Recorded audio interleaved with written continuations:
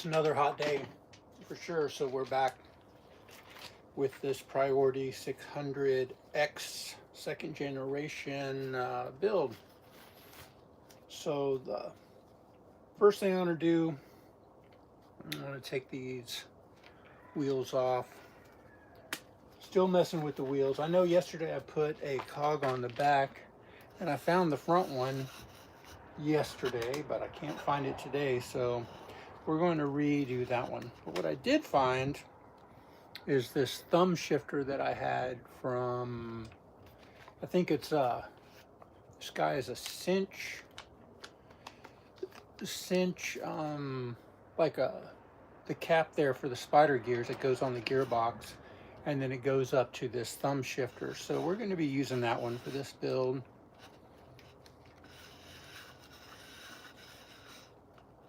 And man, I was looking at the gearbox. I pulled that back out, and this is a totally refurbished gearbox. Man, you want to see something super clean? Look how clean this unit is. You can put a new sticker on the bottom. Basically just brand new. And this is the C112. Yeah, and it's going to have a thumb shifter on it. So I couldn't find my front cog, but I did find these CDX's SL. They're the aluminum version, and I'm going to go ahead and put these on there. This is going to be a gear ratio of a 32 and a 32, and we're going to swap that out in the back. I'm not sure what belt length it's going to end up taking. Hopefully something that I already have. I hope. That would be nice to repurpose that. Yeah. So we're going to go ahead and take this off too. I remember I had the factory axles too. So yeah, we're going to, oh, going the wrong way. Probably put that, it's like a quick release axle. It was interesting. I'm not a fan of quick release, even though I think it could be practical out in the field for various situations, but you know, I'm always carrying an Allen set anyhow, especially this one. I forget what size this is, but yeah, it goes back here and it's just a quick release. You know, if you're doing hardcore trail stuff, you know, I was always thinking something could catch it and undo it, but I don't know, the chances of that aren't zero, but probably pretty slim, I would imagine. Yeah. So let me move this back around. And there's the dropouts. I remember when I was in the quest for looking for dropouts on this. Where are we going to set you? I'll set you over here next to this other one. And move you guys back a little bit. A little bit better view, I would imagine. Yep. All right. So what can we start off with? Yeah, I found some older disc I'm going to use. I'm going to take this Shimano ice disc off and save that for later. Oh, here's these other discs. Yeah, they're kind of neat. They were like some floating disc with a blue accent. I think I used them for a while. They're pretty thick. They work okay. Yep.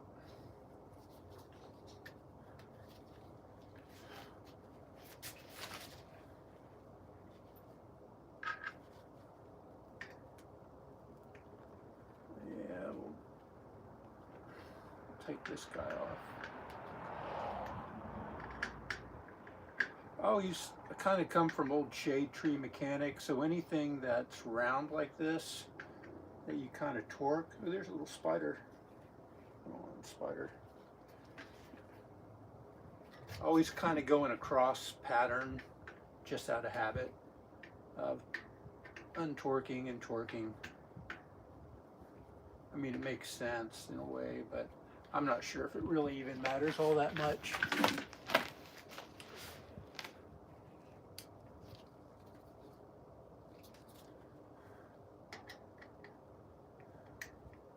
But man, it was a pretty warm ride home from work today. The Garmin computer, it was 100, 102, but it was in the sun. I don't think that was actual temperature, but probably a little bit more than ambient temperature because, I mean, the sun's beating down on the device. It's black and plastic. I'm sure it heats up and kind of heats up that sensor. It's probably way more accurate when it's overcast and not affected by the direct sun.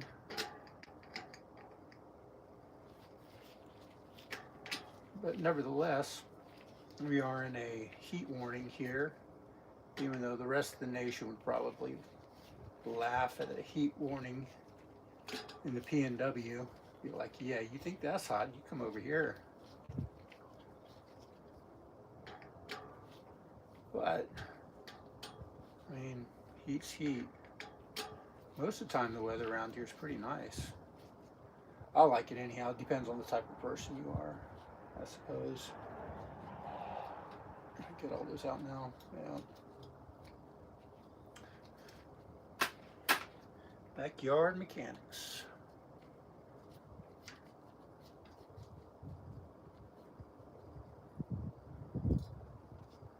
I kind of dig these washers that they make, which is like a dumbbell washer with a split in there. I think they hold really well. Pull one out. I don't know if you guys can see these. I think that's a really smart type of washer for brakes versus just like the solid washer that they put on there. Gives it a little locking effect.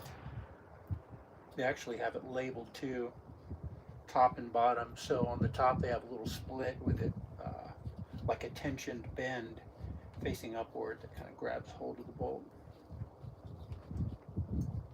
So we'll save those.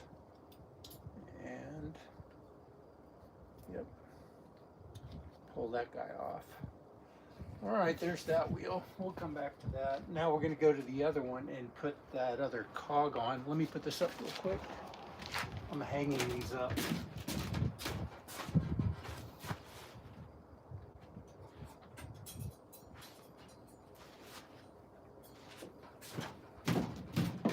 And for the bolts on this one, I have to save them in a special spot later when we go to clean up. Alright, so now we're back to changing this cog that I stuck on yesterday, but if I'm going to be selling this bike, these two cogs I will never use again. They're not the type that I like to use, but I'm going to price this bike accordingly, I think. I mean, the real value is basically just going to be in the frame and that basically new gearbox. So, yeah. Let's see. I believe it's going to have to go like this.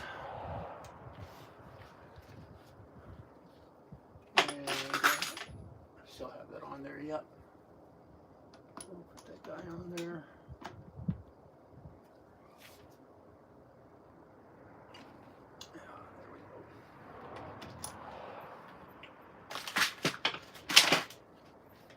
I know there's a lot of torque specs on bikes, but after a while working with like aluminum and these type of things, it's fairly easy to strip this kind of stuff out.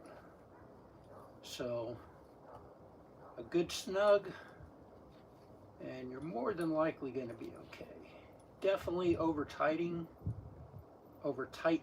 it is the worst thing you could probably do. Yep, so we'll take this guy off.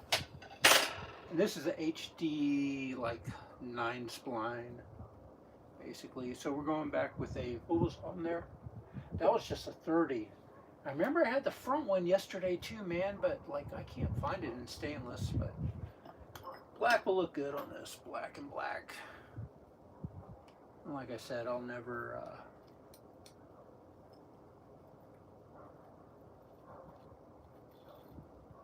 use these. Might as well stick them on here. They're not my size, nor the material. I mean, they work fine, no doubt. Let's see.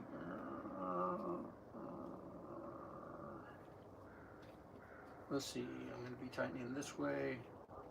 Need to go against it. They are lighter, that's for sure.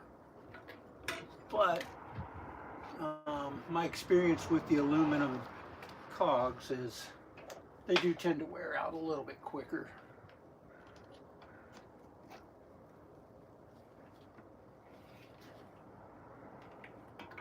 Yeah.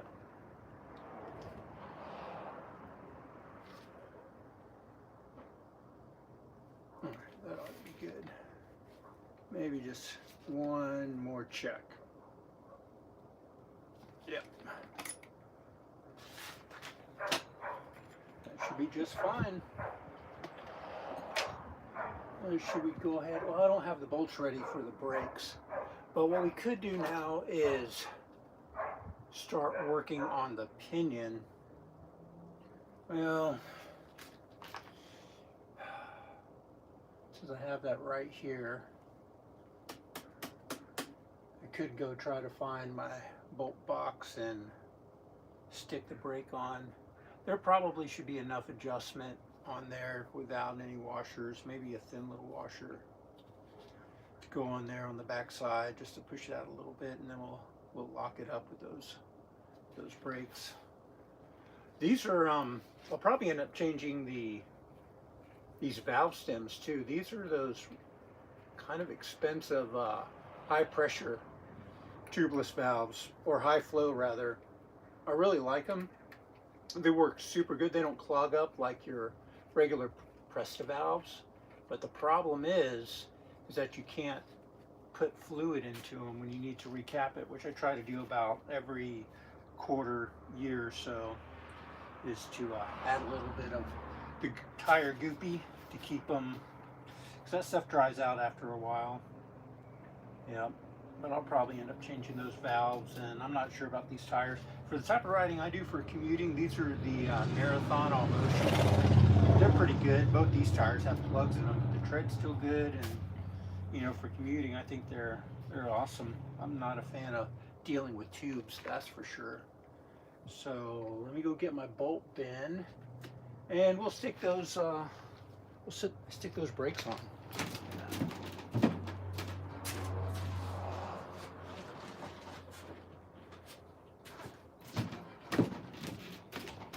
Alright, see what we can find in here.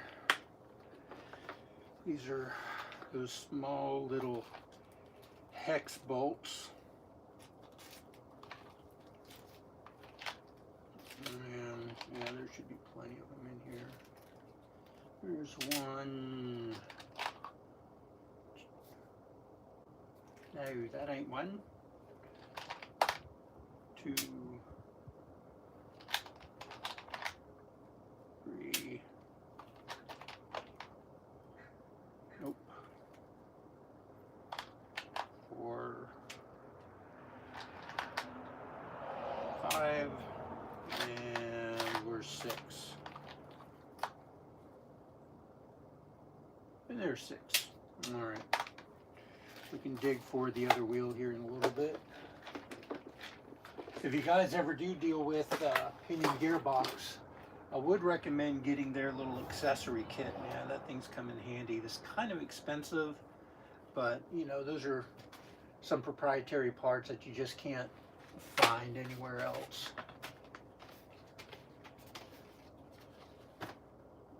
And this is the front, so it's going to be the big dog of the 180 rotation. Yeah. A good way to keep these nice and clean is to sand them and use alcohol to clean them up.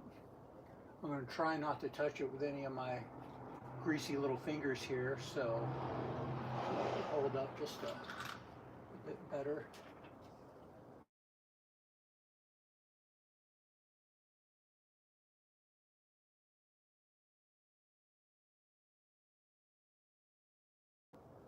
I have to wait on that.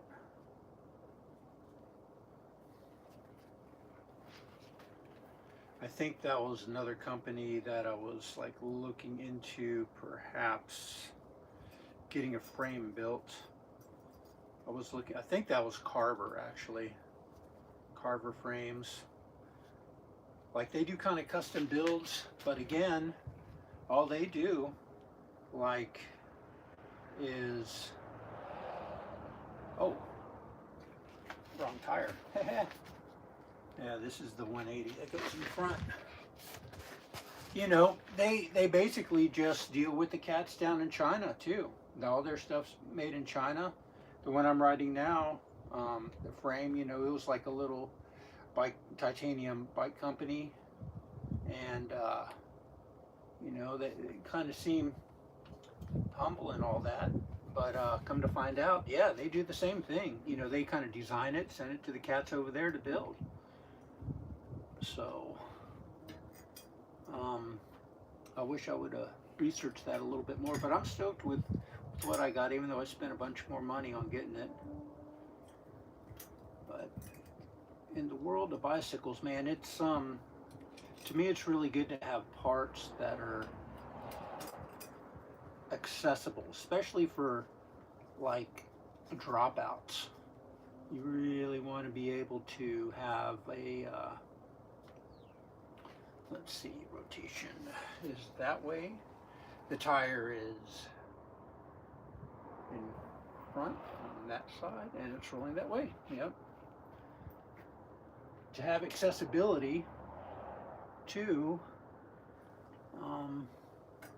yeah, parts in case something goes on. Again, I know I talked about this yesterday, man, but this in particular bike, they're pretty proprietary on their dropouts. Even though I was kind of digging around in one of my parts bins and I did find another dropout I ordered a long time ago, and I don't think I ever like tried to fit it, even though I could now since it's all taken apart. But yeah, I got stuff to do. Time, man. We just got limited amount of time on this in this realm. So what are you going to do with it? I don't mind working on bikes. It's kind of therapeutic a little bit. You know, I kind of relate it to a book I read when I was young, going back decades and decades, was Zen in the Art of Motorcycle Maintenance. Yeah, it's more about philosophy and some psychology of humanity, but it's kind of relative to I mean, you could swap in bicycle for motorcycles, and that's kind of the mindset that I take with it. Yeah, these are kind of cool looking brakes. Pretty thick though. You have to train your pistons and your calipers to adapt to them, but that's all right. They do that well.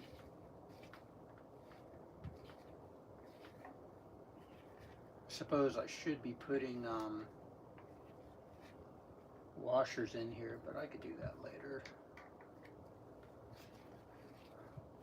Honestly, if these things ever work out, man, that you got something else going on. For brake bolts working out, and plus they do have a little bit of thread lock on there, some blue thread lock. Yeah. So I'll bring them into proper torque specs here.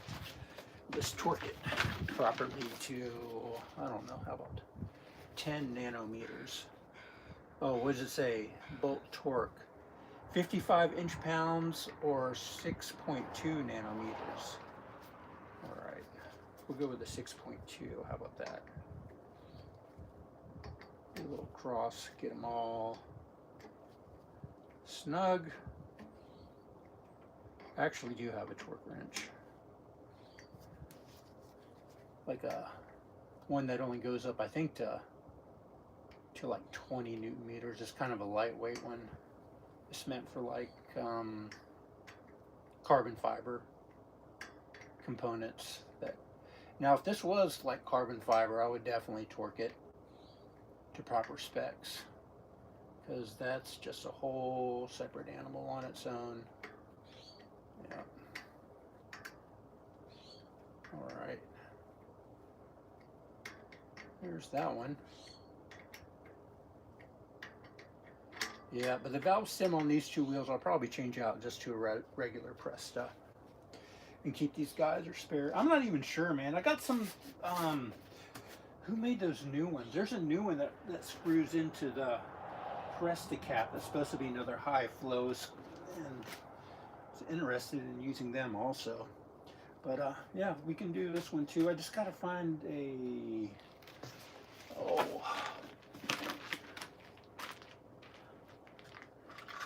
that one's thick, man. I guess I could use some washers. Here, I got one in the bag here somewhere. That would be nice. Find the proper thin little spacer would be sweet. This in here. Oh, those are more bolts. I got some pads. Different pads. Dude, I don't think I have another friggin' bummer. Maybe in here. Maybe in the bolt spin. Let's have a look. Because that little spacer sure would be nice. But if nothing else, I have just used just regular washers on the inside, and they tend to work just fine. But I do believe, like on the inside where it does mount onto your hub, you should have some type of spacer, as long as they're all evenly spaced. We're gonna have to go with just regular washers here. 1, 2, let's get 3, and then we'll get our bolts 2, 4, 5, and 5, that's the right size, and 6. But one of these is kind of thick. Don't want different widths in there.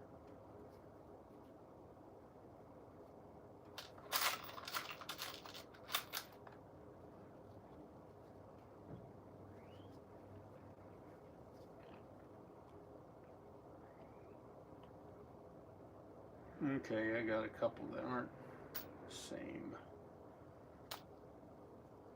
Okay, there's 3.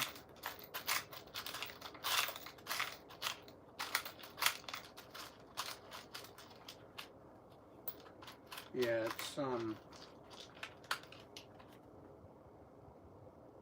3. That's a thick one again. Oh, there's 4. 1, 2, 3, 4. Come on, come on. It's good to have a whole lot of bike parts sitting around for sure, like little odds and ends.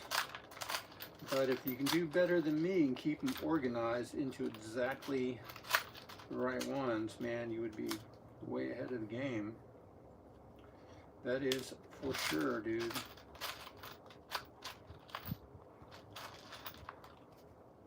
Oh, there we go. All right, there's those. There's those 6.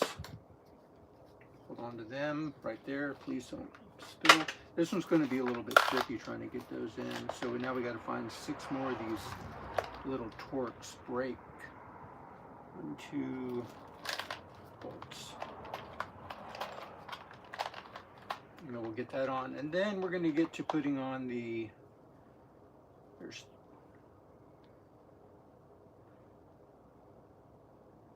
we'll get to putting on, put those on the side, the pinion, and I can show you guys how to, if you don't know already, how to hook up all that shifter stuff. I'm curious to see how that index shifter works. Me personally, I wasn't a really big fan of it after I put it on the pinion. It's tough, man. It's really friggin' tough to squeeze. Like on any ride, man, it's going to be a workout for sure. It will be a pretty major workout on your thumb just to shift the gears. I like the twist better. With the twist you can jump gears almost instantly, but unfortunately that is not the case with the index when you only go one gear at a time. All right.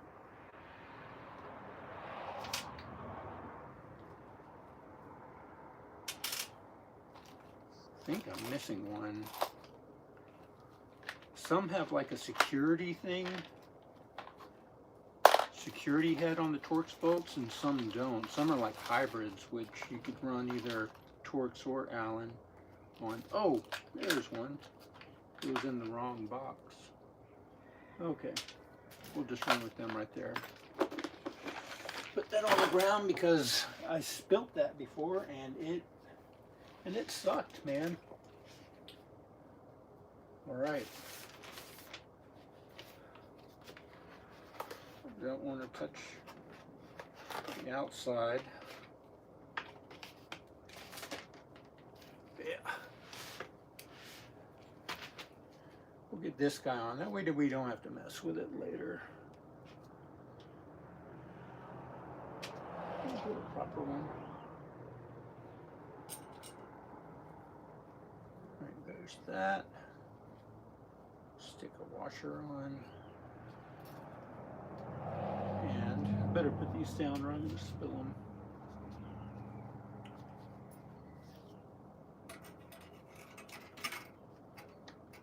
Just get one started, so that's where you want to go.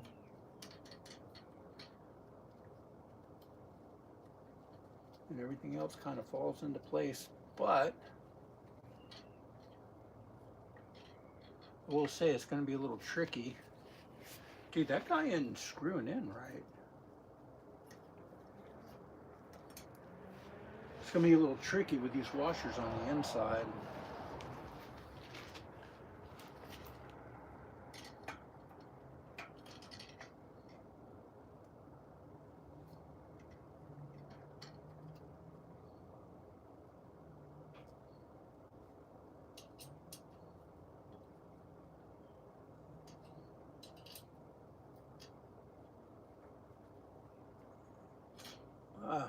Yeah, tricky. All right, we got two. So I'm just kind of elevating it up a little bit and sliding it in.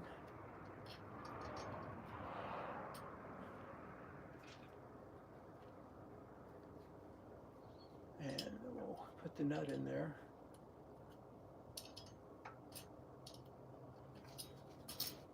It moved. But I know a regular indoor shop with the proper floor and benches and tools would be super nice.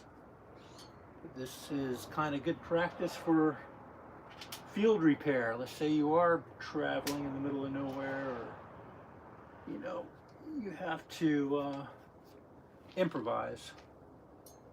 Life consistently seems like it's all about improvisation.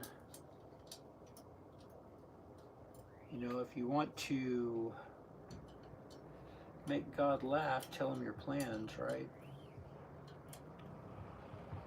That's what they say anyhow. all right, we got 2 more to go. Here we go, we'll get that guy in. And,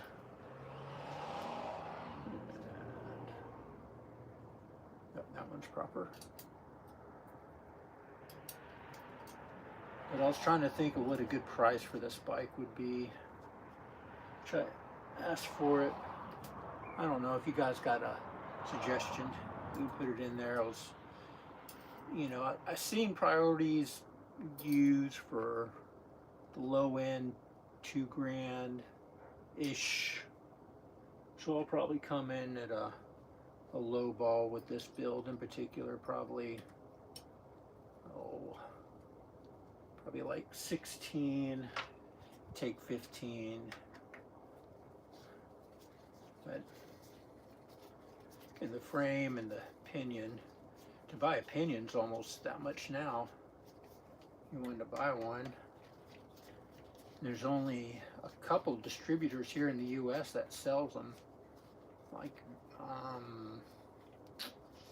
VPN out of Colorado, and I think Bike Man out of Maine. Actually, they deal with Carver too, and they do a few other type of sporting equipment, unless you can find a used one, or eBay. eBay works. I kind of like the 9-speed rather, because I'm just shooting from the hip here, but the 9-speed basically is the same as the 12-speed up to the tallest gear, but the jumps are like 23 or 27%, something like that. And what I found with the 12-speed is that a lot of times I would end up, just not clicking one speed. I would drop a gear or two, But on, I guess, certain rides that don't have quite, flat to some hefty elevation and back to flat or downhill, if it's just kind of gradual up and down, I could see how the 12-speed in those narrower jumps would really keep your cadence in rhythm. So yeah, I'm keeping one 12-speed that I had that I got used. I actually did get one used for like $500, and I have that one, or that's the one I took off here with the cables yesterday, but I'm going to put this one back on and then restring it up. And then on my commuter, I used the 9-speed around town. It seems nice. I kind of like the 9-speed. It's a little bit lighter, a little bit simpler. Not that much simpler in the gears. I mean, like if you were to ever do the cables or anything like that, it's literally the same. It's the same process. You still gotta mess with it the same. And as far as weight, honestly, it's not that much lighter. So I believe that's on there pretty good. Let's give it one more torque. Then we'll get on with it. Make sure that guy's seated good. This is the back one. You want it. Even though you brake more with the front brake, back one's good. All right, so there's that. And then after we can put this guy on, we'll put this guy on, and then we can check our belt line and see what kind of belt length we are actually looking at.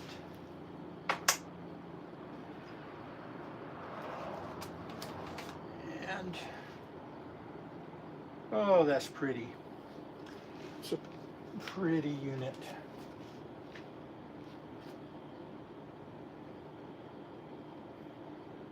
I wonder what the numbers are. I took a picture of it. What they represent. It's like the year, the model, that kind of stuff. It's just a little tight here going on. So let's get the bonker. Where's the bonker at? Here it is. nice and tight. I don't know if you guys can see this here. We'll get a little better profile here. What's going on? All right.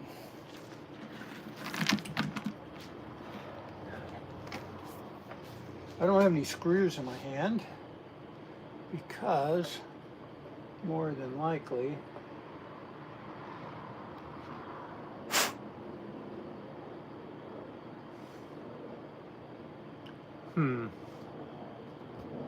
you know what, before we do that, stick that in there, I think I'm going to clean it a little bit. I still see a little bit of debris in these threads. Let's give it a little squirt.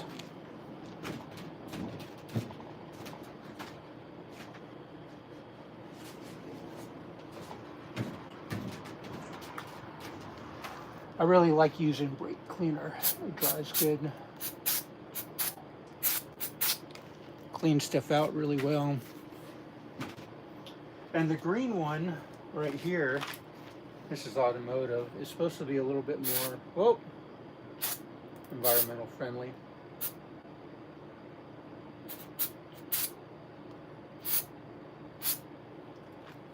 All right, here's that.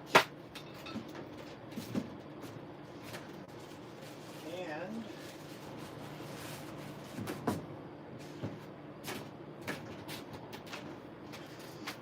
sometimes I'll use this to put it on there, even though there is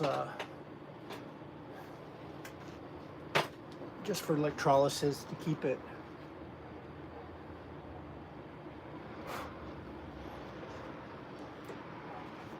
the bolts from seizing up.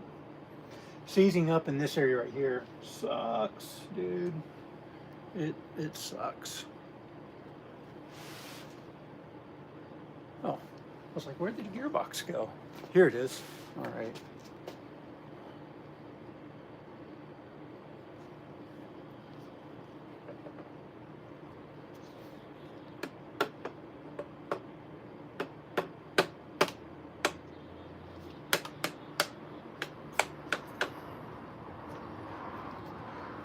Trying to get that back one in, but maybe we'll just have to.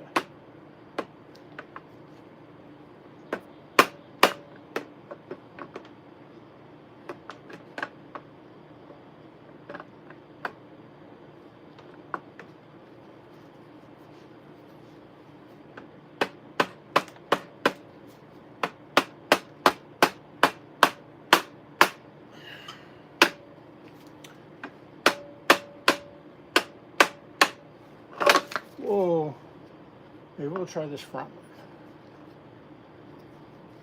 This front one seems like it wants to go on a little easier.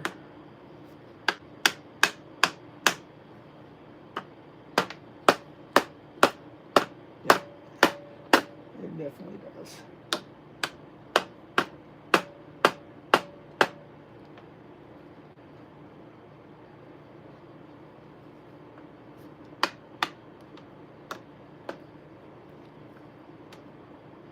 And I probably should put a bolt in there right now, but I can't reach it. Oh my goodness, that's funny. I was able to get that guy in, but now I can't reach my bolts. I thought it was going to hold there. See if I can get one in just to get it, just to get it started here. And then I'll take it back out and properly condition the bolt for installation. I just want to get something to hold it.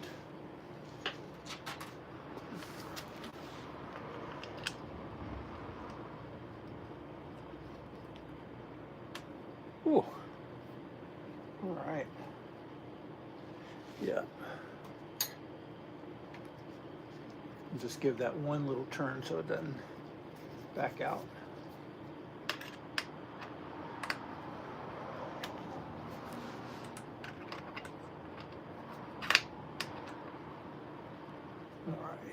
And I'm going to take these back out here in just a second. I just want to get it fitted in there. So, yeah.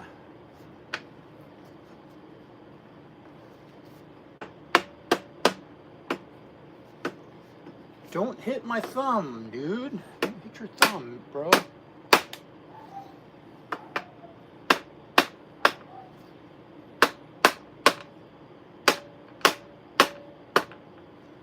Banging on a gearbox.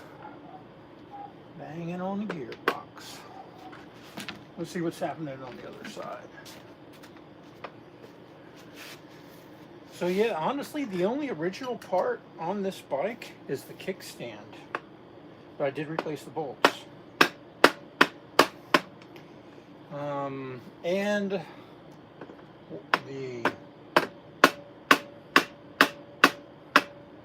the drive side dropout's original. Actually, I did replace the brake side one because the original one, I had to call the company and do that actually, and they wouldn't sell it to me. Well, it was kind of a warranty thing, but the screw stripped out from the brake.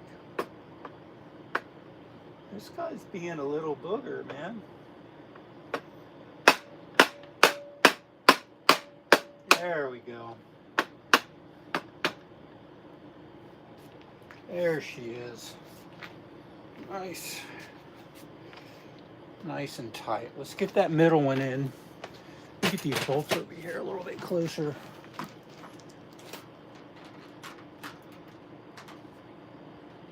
So I'm going to put just a little bit of assembly grease on these, even though I don't think it's going to make it back out at all, but I do like to put just a little bit, just to give it a little protection between metal to metal and the threads.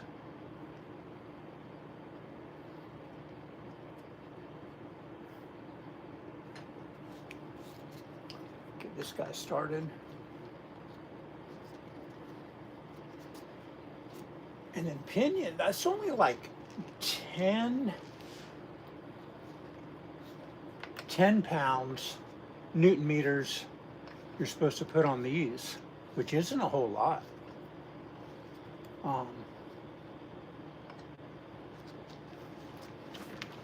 Not a whole lot at all.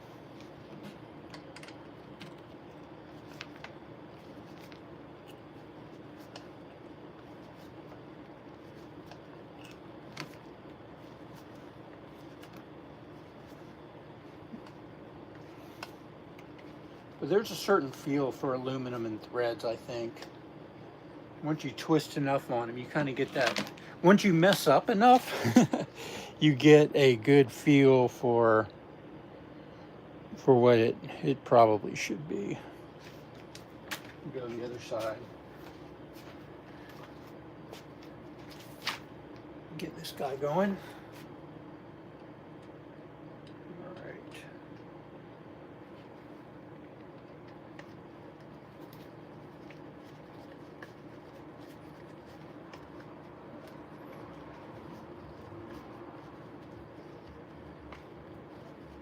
And the thing with threads and something like this, you know,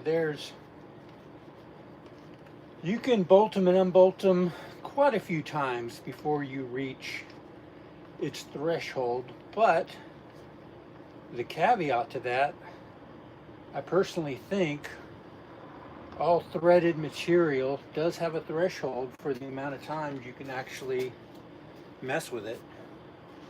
Because when you tighten down the bolts, the threads, and then the threads on both accounts, you know, this is the pressure that locks itself in. And after a while, something could possibly, you know, there's going to be some wear in that. And you can actually see it in the bolts too, like the wear from the pressure and all that. So, I mean, in a perfect world where you never have to do this, it would definitely be beneficiary just to never take it out.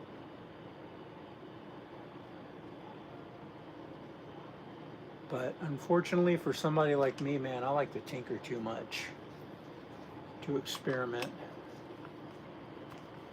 I mean, sure, I guess you could tap it out and Healy coil it back, do something like that.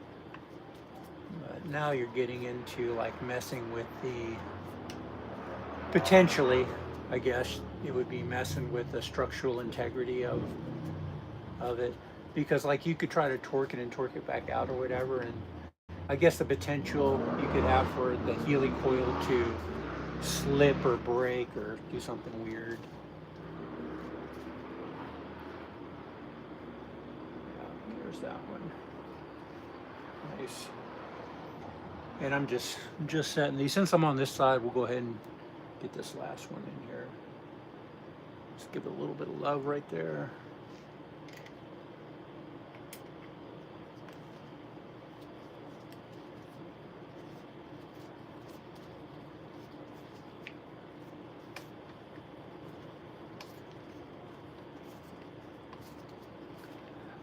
But I have seen these and have personally experienced these bolts not being tight enough, and then you get some weird sounds happening from the gearbox also. So there's definitely a fine line in there between being too loose and definitely too tight. I guess that's when the torque specs come into play. And what's interesting is with the gearboxes, you have on this side, on the drive side, you have these 3 pressed in kind of guides. And then on the other side, we'll go over there, I'll show you, it's a little bit different. I think there's only 2, and there's one that's not pressed in. It's just kind of open, which is interesting. So let's go look at that one.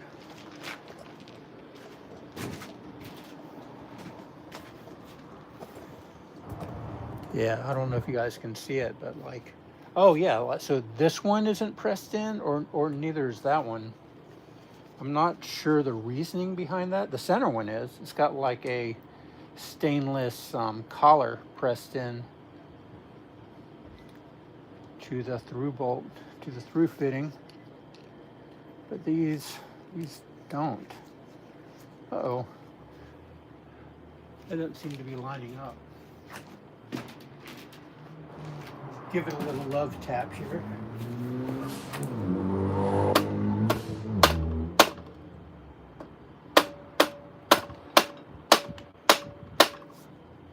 Whomper.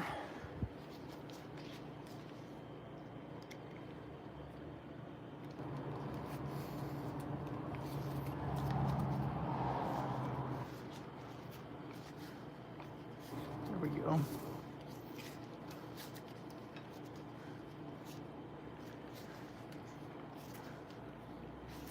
Yeah, this one's a little tight for sure. You know, I've added Loctite on here a few times, and I'm hoping that this grease kind of anti-seize stuff will still allow the Loctite, the old stuff that's in there, to work, but give it just a little bit of like pliability. This needed to come back out again, but yeah, that Loctite kind of tightens up the threads for sure. All right, that guy's in, and I think we did that one. And this one, need to put a little bit of goopy on.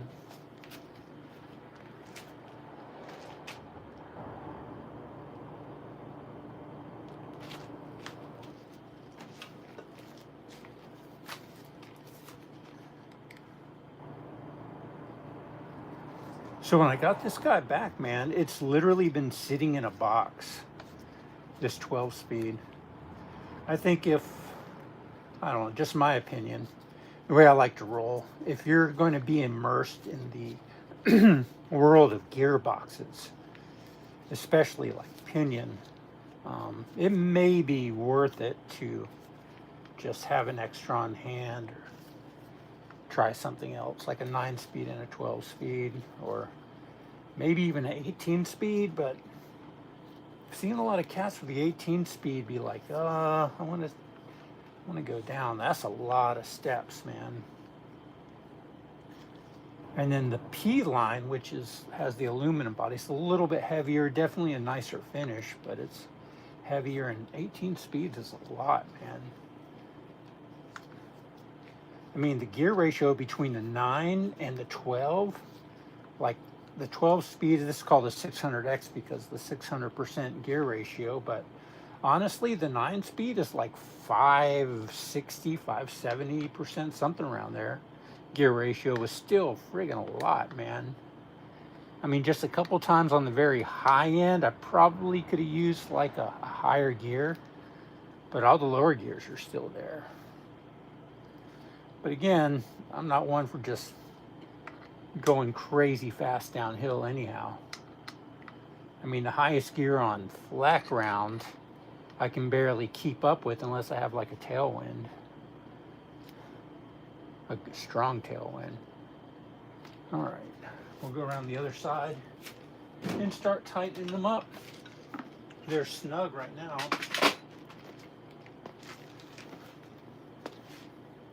And yeah, I guess I could bring out the torque wrench, but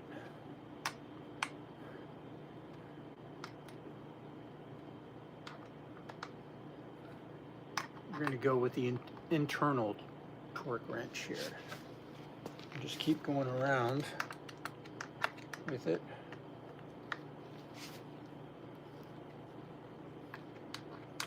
Yep. So if you guys ever do mess with this, definitely go with the factory Torx bolts and not the Allen. The Allens, they can strip out really easy, and you don't want them to strip out. I had one strip out, and man, or it was just installed way too tight. And had to take a chisel and a saw and then try to like chisel hack its way out. It was a nightmare.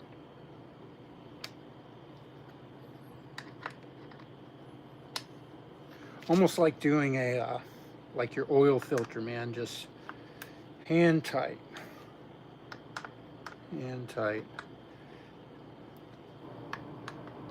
I'm not sure about the carbon frames, man, how they do that. Opinion on like those. I think some of the full suspension ones may be carbon with Pinion, and I'm not sure how they do the horn with that.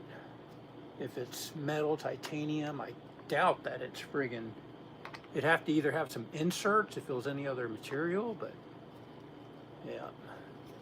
But I'm not interested in carbon. Not for the type of riding I do. I think it's awesome. I did have a carbon bike once. It was light, man, but almost disposable, man. And then when you see them break, and they just explode. They're awesome until they're not, you know. But yeah. All right. I think we're getting close.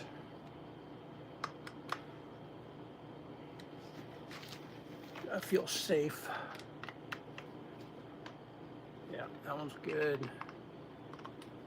That side's good. That one's good. Yep, that one's good. Alrighty, that's how you put in a Pinion gearbox. So now, let's go back over here and we'll put on the cog. I'm kind of losing my mind because yesterday when I was doing this, I brought it out and I was like, oh yeah, here's the front cog. It was like a 32, you know, in there. They look like this right here, but this was a, oh, well, this is 32. Maybe it was a 30. I forget what it was. Yeah. That guy just slips on there just like that. It looks so tiny. All right, there's that. And where are these other two pieces? Here. Come here.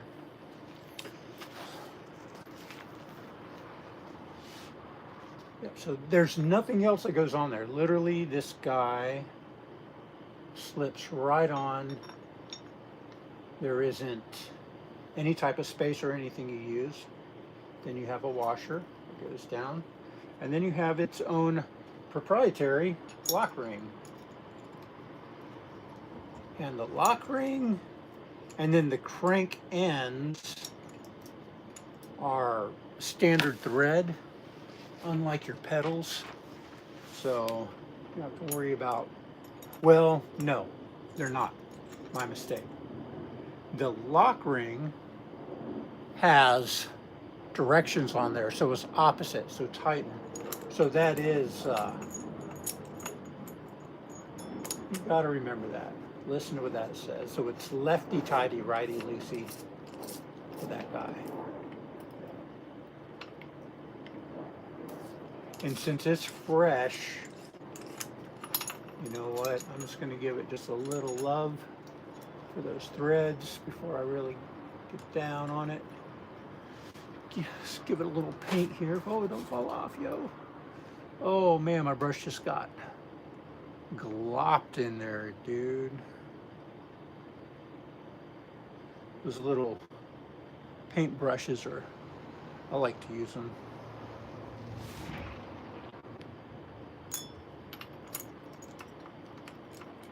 Instead of just wiping them all on your finger. Uh-oh, what's happening? It has like some magnetic thing going on. All right, there we go. Oh yeah, it feels so much better. Feels nice. Nice. Okay, so that's that. Let's get our big breaker bar here. And this is what, the 1/2-inch drive. Actually, there's a little bend in this, man. I put too much torque on it at one time. I'm not sure what, if that was automotive part or tire.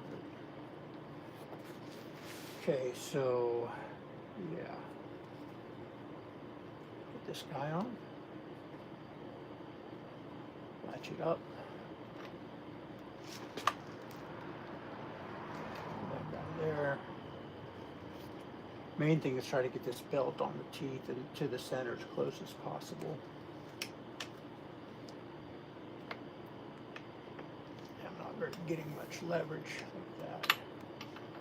Let's get closer. There we go. There we go. There. And bring that to proper torque.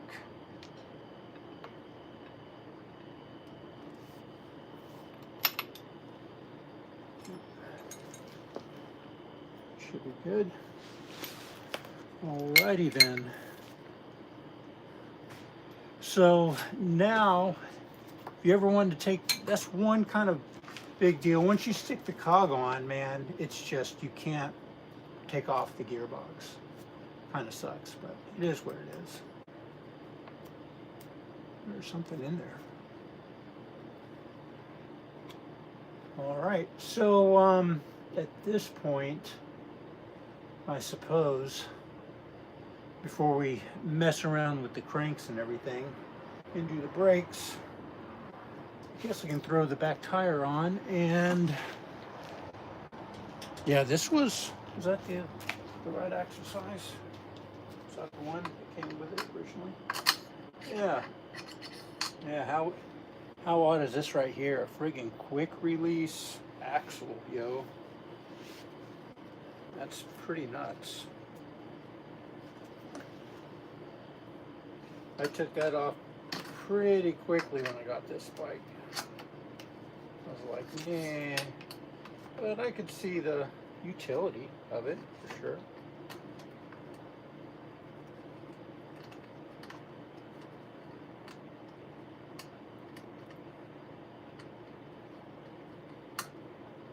Oh yeah, that's what I didn't like about it. So yeah, this quick release has, it's weird. Here, I'll show you guys. The only way to screw it in, that's why I didn't like it. Oh, my memories are coming back now. So yeah, I thought this was kind of crazy. So you can go like this and it just spins, The only way to, there is a, like this cutout, and it has to fall into that cutout, and that's what gives you your latching and what allows it to turn. Kind of seeing it flips up. And then I put these extra bolts in here because I didn't, I wanted to use a 10mm head in order to like really give this the dropout some good bite to go on, carry like a little wrench versus just like a little Allen. And they've worked out really well, but that's going to be in the way. But anyhow, all we're doing now is just like holding the wheel so we can try to get a spacing. I know Gates has a like a website. Well, you can get on Gates Carbon Drive website and get on like the calculator. It's a little tricky to find, but then you can like find what actual belt length you need. But I'm just gonna see what belt I have and what is going to be fairly close, just kind of by holding it. So let's go get some belts.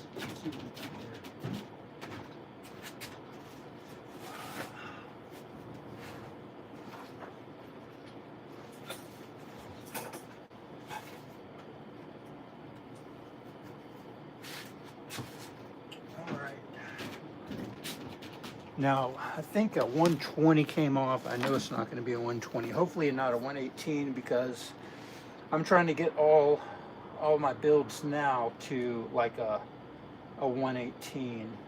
That way I just have to deal with like one belt size. Hopefully it's going to be the case. Just by a miracle, my little airport single speed bike is a 118. The commuter titanium is a 118. And hopefully this Chinese built frame, ooh, there's the 122. I was running 122 on this. Those bigger cogs. Here's a 115. Yeah, you gotta watch out when you fold them like this. Never get the you don't want to twist it weird, and I'm twisting it weird right now. You gotta undo them without jeopardizing it. Oh, come on, dude. You got this. There it is. All right.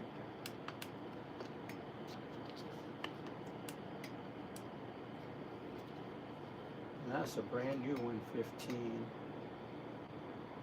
If I scooch it up, yeah, I think the 115 could possibly work here.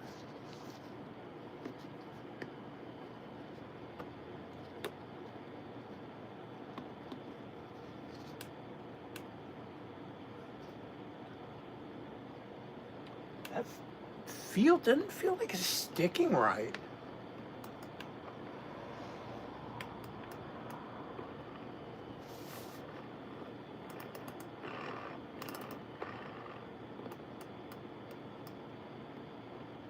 CDX.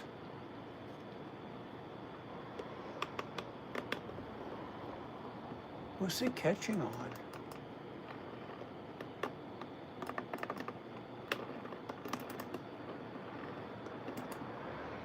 Something doesn't feel right, dude. Feels like it's hitting that casing right there. That's weird. What kind of belt is this?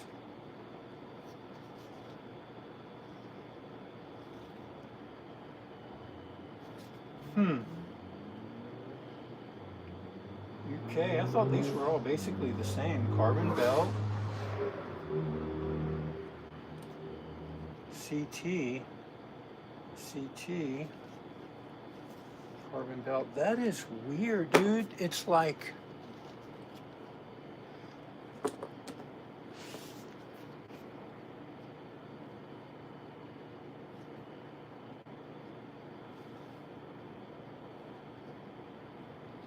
huh.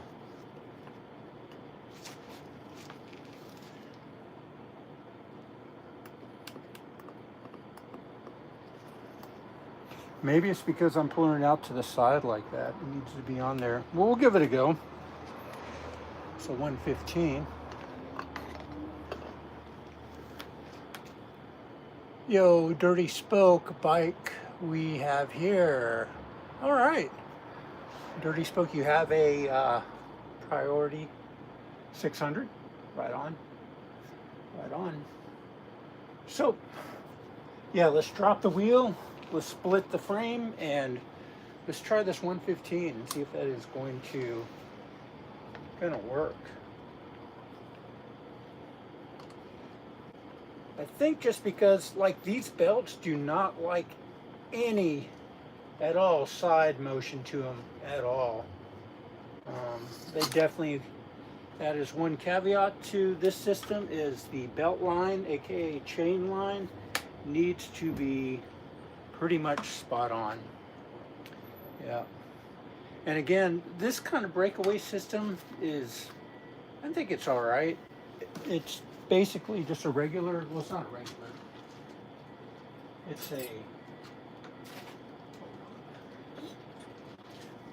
It's a chain ring bolt, but there's actually different size chain ring bolts.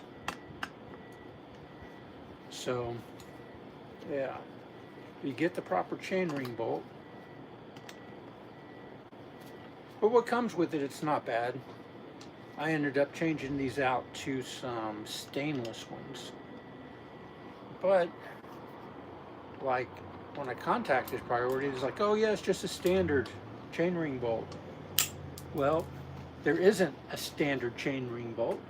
There's different sizes, and not of them all are the same. It's different sizes, so I love dropping stuff into the dirt. That's one downside of having a backyard bike shop. But I'm grateful I have one. That's for sure. Better than not at all. You know, I guess if I rented an apartment or something, I could just change the living room into a big bike shop. But it should be all right. But man, everybody's situation's a little bit different. Okay. There we go. And I dropped that one too. All right, man, 2 for 2. Actually, let's just leave those guys down there. And let's put this on. Yeah, this one being at the end of the seat stay and the chain stay, I mean, you do get the utility of this in particular design is you do get the most leverage, so it is the easiest to come apart. I've had some that come right here with a cone, and that was really weird. I wasn't a big fan of the cone one down on the chainstay side. The one on the bike I have now was a breakaway right around here on the seat stay side, and that's not too bad. That one actually works really well. But yep. So how I like to do this is to make the belt as flat as possible, then just pop it on like that. And we can tighten it up later, but I do want to get those in. Hopefully this is going to fit. We may have to do some adjustments on the slider, which is fine. That's what it's there for. And I love all the grime that just got on here. That is super nice. Actually, let me get a little rag and wipe that off. You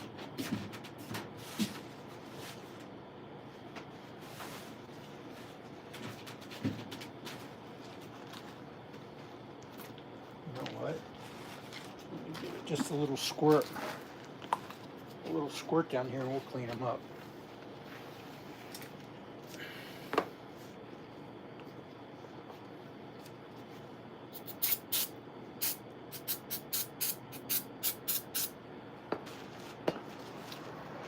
Yeah, brake cleaner.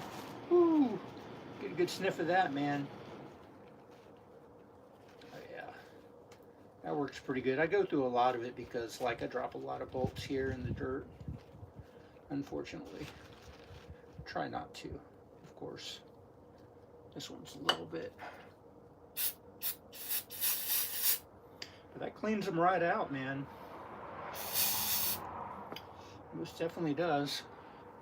So let's see if I can stick this back together without any mayhem. So with this in particular split, it doesn't quite line up. You got to kind of like finagle it a little bit. You got to push it back or pull it back. It's a little tricky, no doubt. Got to get it to set. Come on, get in there. All right.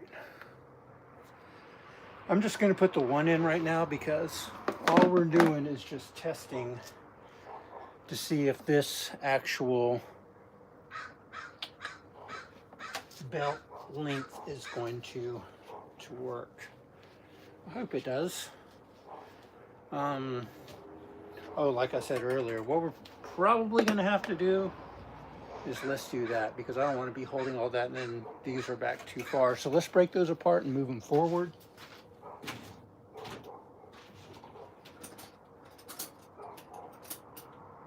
That is a 10 mil. 10 mil. And I didn't grab a 10, I grabbed an 8. That's another 8. Where's the 10? Come on, 10. Ah, no.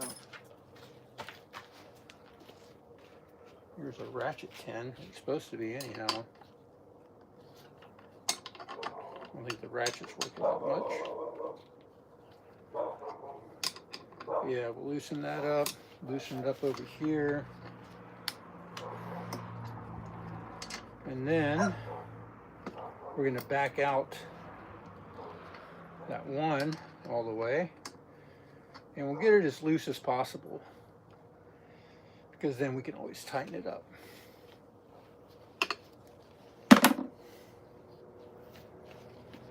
That was a little snug, yo. A little snug. All right.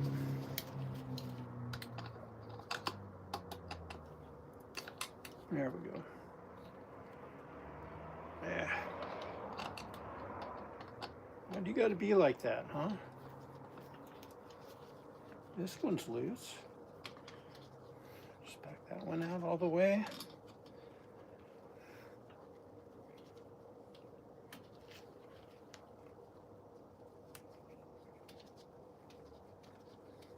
Or somewhat. Actually, I'm going to go all the way. It's easier to come back out and go in. That's all you get. Actually, you don't get a whole lot of adjustment with these. ½ inch, maybe? Oh, but I have the... Oh, that's funny. Yeah, more than that. Forgot these outside set screws. The 2 set screws on both sides, I mean, that does lock it in for sure. I do kind of like that attribute.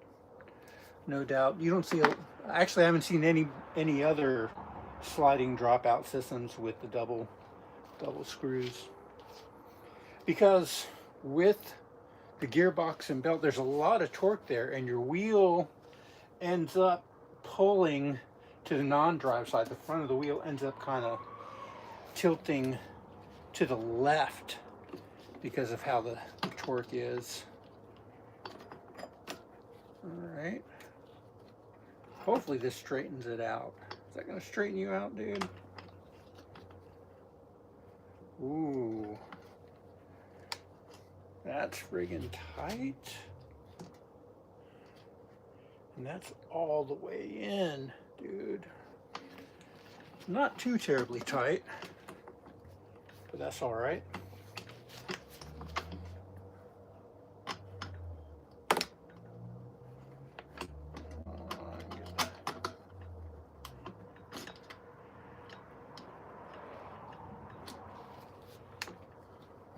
acting weird. Oh, maybe just, oh, I think it's going to be,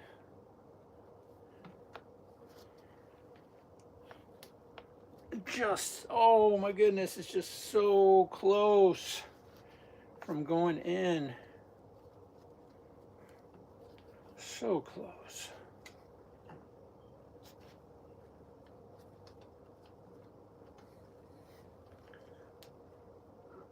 If you guys can see, dude, I'm literally, I'm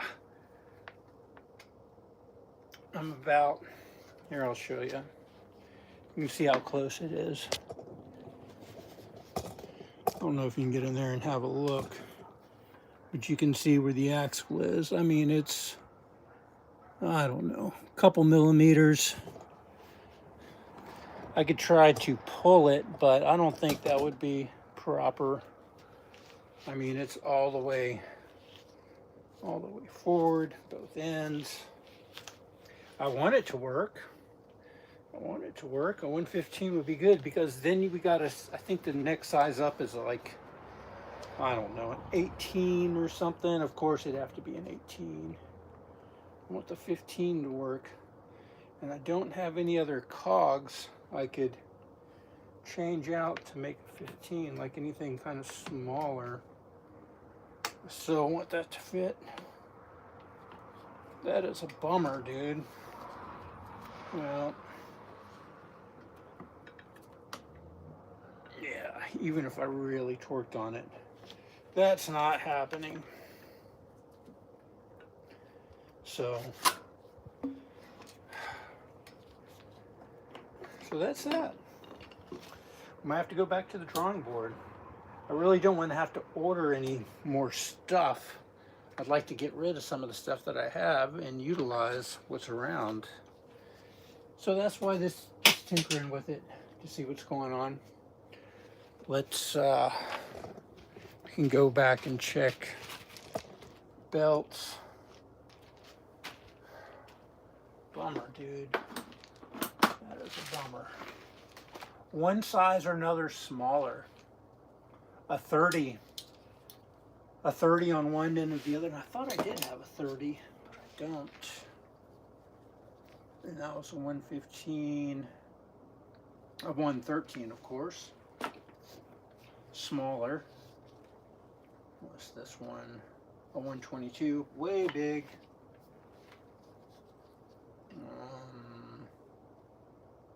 A 115 again, same as this guy, except this guy's brand new.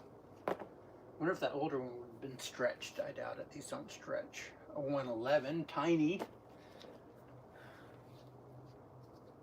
What's this one? Another 115. Plenty of 115s. And oh, what do we got here? Can't see. I think that's a 120. It's worn out. This one I've used quite a bit, even though it's still in pretty good shape.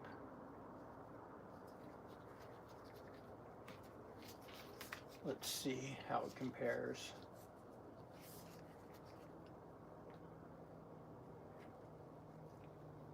Is that a 115 too? Probably is. Yep. So whatever, I'm going to have to change out one of these sprockets in order to get that 115. So basically, I'm going to have to find that 130. 130 and a 132 is what's going to happen. So I'm not going to just go searching for that while I'm online streaming. And probably been streaming for a little bit now. I forget, I don't know, about 80 minutes or so. But anyhow, it would have been cool to show you how this goes on though. So this is the, you see this is going to be the index shifter right here. Yeah. I had to order this, I forget, it was overseas somewhere. Instinct IV. And then that goes down to this guy, which I kind of have it all taped up. Whoa. Hold on, don't fall over. I forget, the thing is called a cinch system, which is like an indexer that goes over the spider gears here. And I'll have to find the 3 bolts. When I sent this one actually back, this guy right here stripped. I over tightened it. That one you really got to watch out for. These right here, man, it's only like 3 Newton meters. Sync shifter R. Yeah. And so that's that right there. Boom. And you got shifting. Of course, the cables are kind of twisted up. I'll have to find those. You definitely, anytime you take this cap off to change the oil right there, you want to re-lube all this stuff right here. Except this one doesn't have like, you don't take the cap off. You like lube it and then stick this whole unit on there. And again, that's why I like to do external cabling on all this. Like, you could run an internal, but man, it's just such a pain to set back up. It's cool to keep it all one unit, run it externally, and in my opinion, I like to do it that way. But anyhow, yep, I'm going to stop the stream here. I appreciate you guys watching. And I'm going to go look for that cog. And then I'll be back again, maybe tomorrow, again, to finish up. But yeah, till next time. Guys, aim high.